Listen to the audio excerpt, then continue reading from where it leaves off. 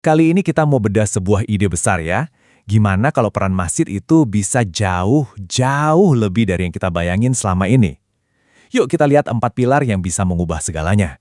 Oke, kita mulai dari satu pertanyaan yang mungkin cukup menantang ya pandangan kita selama ini. Kalau kita ngomongin masjid, apa sih yang pertama kali muncul di kepala? Cuma sekedar tempat buat sholat, gitu aja? Nah, materi yang kita lihat ini, yang ilustrasinya keren banget, ngajak kita mikir ulang lebih dalam tentang peran masjid. Ini bukan cuma soal nostalgia loh, tapi sebuah pertanyaan yang visioner banget. Gimana kalau masjid bisa jadi pusat peradaban lagi? Nah, ini dia nih poin kuncinya. Ini bukan sekedar namain fungsi, tapi benar-benar ngubah cara kita mandang masjid itu sendiri. Bukan lagi cuma sebagai gedung ibadah yang ya udah gitu-gitu aja, tapi sebagai sebuah sistem hidup yang utuh dan dinamis buat komunitas. Nah, ini yang bikin idenya jadi relevan banget sama zaman sekarang.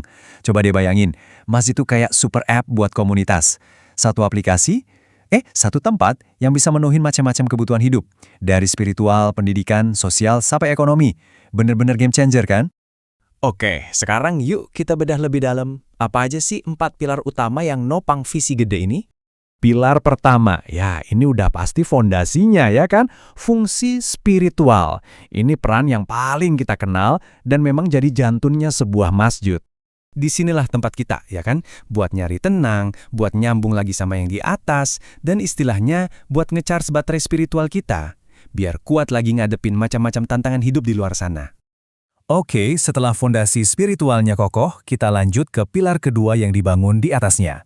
Nah, kali ini fokusnya ke ilmu pengetahuan dan pendidikan buat semua. Dan gambar ini, wah keren banget ngegambarin idenya. Masjid sebagai pusat pembelajaran seumur hidup, yang terbuka dan bisa diakses sama siapa aja, tanpa terkecuali. Coba deh bayangin, masjid jadi tempat belajar apa aja. Mulai dari kajian kitab suci yang dalam banget, sampai workshop soal skill-skill praktis buat ngadepin tantangan zaman sekarang. Oke, dari spiritual, intelektual, sekarang kita geser ke pilar ketiga. Pilar ini membawa peran masjid keluar, langsung nyentuh denyut nadi masyarakat di sekitarnya. Ini semua tentang kepedulian sosial. Jadi, ini intinya soal membangun jaring pengaman sosial yang solid, memastikan nggak ada satupun tetangga kita yang kelaparan, dan yang penting, mengelola filantropi kayak zakat dan sedekah itu secara profesional. Dan yang terakhir, pilar keempat yang melengkapi semuanya, dan ini nggak kalah penting, ekonomi. Visi ini ngelihat masjid sebagai motor penggerak ekonomi umat. Ini nih visinya, seperti yang kita lihat bareng-bareng, komunitas yang mandiri secara ekonomi, di mana masjid jadi pusat bisnis yang etis, tempat networking, tempat lahirnya inovasi. Logikanya sederhana kan? Kalau masjidnya mandiri, insya Allah umatnya juga ikut sejahtera. Jadi itu dia 4 pilarnya. Gimana? Luar biasa kan visinya? Nah, pertanyaannya sekarang, siapa yang bakal ngebangun ini semua? Jawabannya, ya kita semua. Komunitas itu sendiri.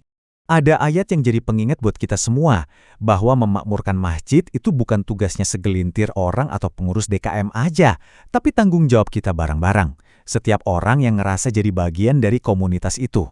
Coba deh, kita bayangin bareng-bareng. Kalau aja masjid di dekat rumah kita beneran ngejalanin 4 pilar ini, solusi buat banyak masalah hidup kita, mungkin cuma ada di sebelah rumah kita. Nggak perlu cari jauh-jauh lagi.